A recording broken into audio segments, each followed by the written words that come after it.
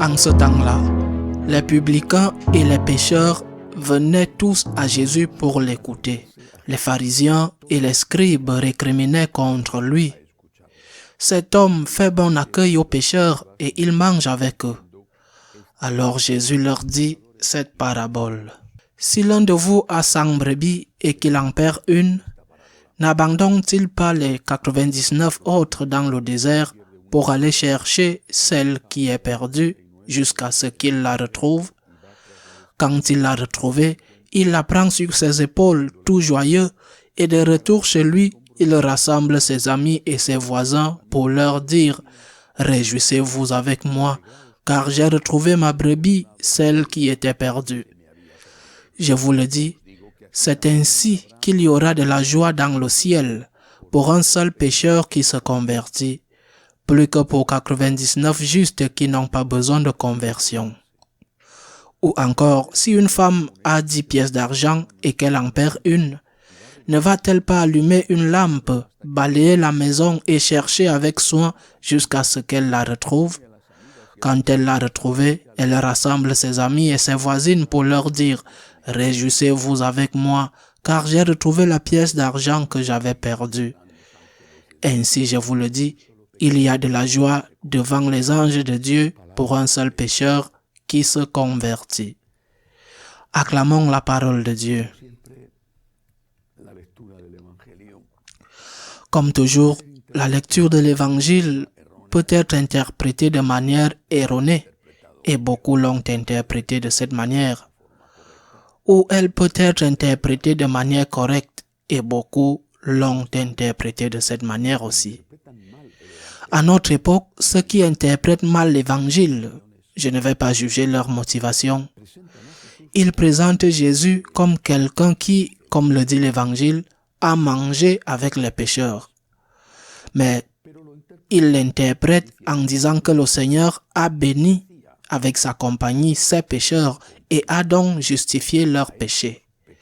C'est curieusement la même interprétation que faisaient les pharisiens.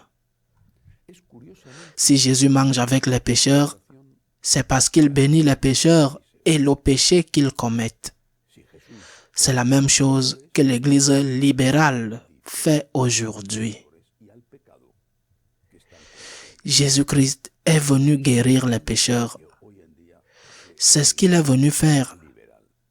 Jésus-Christ n'est pas venu pour les pécheurs pour qu'ils continuent par être des pécheurs. Il est venu pour les guérir. En d'autres termes, la clé de tout l'Évangile est la conversion.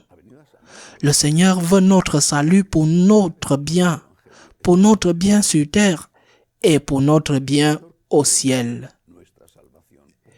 Il veut que les malades soient guéris, que les pécheurs se convertissent. Il ne veut pas laisser les malades ou les rendre encore plus malades en bénissant leur maladie. Il ne veut pas laisser les pécheurs dans leur péché en les rendant encore plus pécheurs, en leur disant que le péché qu'ils commettent n'existe pas et qu'ils ont raison de le commettre.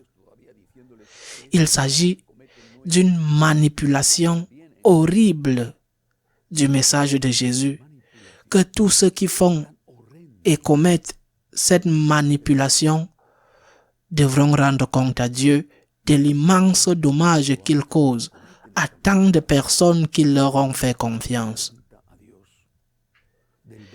Il est vrai que pour convertir le pécheur, le Seigneur s'approche de lui et lui montre son amour. C'est vrai, c'est l'incarnation. Pour nous convertir, pour nous sauver, le Seigneur s'est fait homme. Il est devenu l'un de nous. Saint Paul est allé jusqu'à dire qu'il est devenu péché et non qu'il est devenu pécheur, ce qui est différent.